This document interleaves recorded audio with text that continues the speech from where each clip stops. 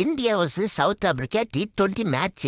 ஓப்பனிங்லயே SKY ஆகாயம் டாஸ தோத்துட்டாப்ல. சரி இன்ஜுரியில இருந்து கில்லு வந்துட்டாப்ல. சிலர் சொல்லிக்கிட்டு இருக்காங்க பெஸ்ட் பேட்டர் அவரு தான்.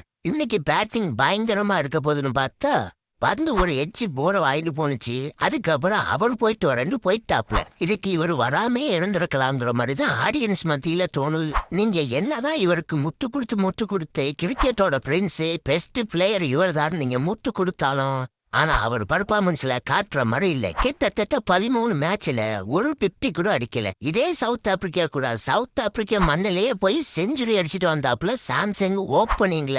அவரை விட இவர் என்ன சிறந்த பிளேயர்னு நீங்க சொல்லி ப்ரூவ் பண்றீங்கன்னு எங்களுக்கு ஒன்னும் புரியல. கில்லு வந்து மிடில் ஆர்டர் பேட்டர். அதை ஃபர்ஸ்ட் மைண்ட்ல வச்சுட்டு அவரை டீமுக்குள்ள எடுங்க. ஓப்பனிங்ல டெஸ்ட்ல சொதப்பிக்கிட்டே இருக்காருன்னு அவரை தூக்கி மிடில் ஆர்டரா போட்டீங்க. இப்ப ஓரளவு நல்லா பர்ஃபார்மன்ஸ் டெஸ்ட்ல பண்றாப்புல. ரொம்ப நல்லா பண்றாப்புலன்னு சொல்ல மாட்டேன், பண்றாப்புல.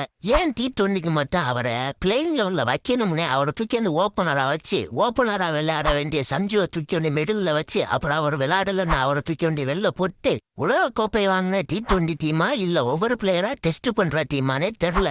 அப்புறம் கம் பேக்னா இப்படிதான் இருக்கணும். இன்ஜுரிக்கு அப்புறம் மனுஷன் வேற ஃபயர்ல வந்திருக்காரு நம்ம ஹும்கு பாண்டியா. என்ன அட்டிங்கிற ஒரு கட்டத்துல இந்தியா 100க்கே ஆல் அவுட் ஆயிருந்தப்ப மனுஷன் தானியால நின்னு ஸ்கோர் போட தூக்கிட்டு போயிட்டாப்புல.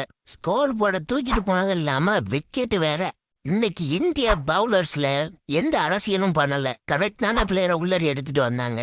கரெக்டா பவுலர்ஸ் தரமான வேலையை பார்த்து சவுத் ஆப்பிரிக்காவை 74 சுருட்டி கொடுத்துட்டாங்க. தயவு செய்து PCCI ஒரு கோரிக்கையா கேட்டுக்கிறேன். இந்தியா பேன் செய்யும், இந்தியா பிளேயர் செய்யும். தயவு செய்து மன உடைச்சலுக்கு ஆளாக்காம நல்ல பிளேயரை ஒன்னாந்து விளையாட வைங்க. வர கிரிக்கெட் பாக்குறதுக்கே மனசு வர மாட்டேங்குது.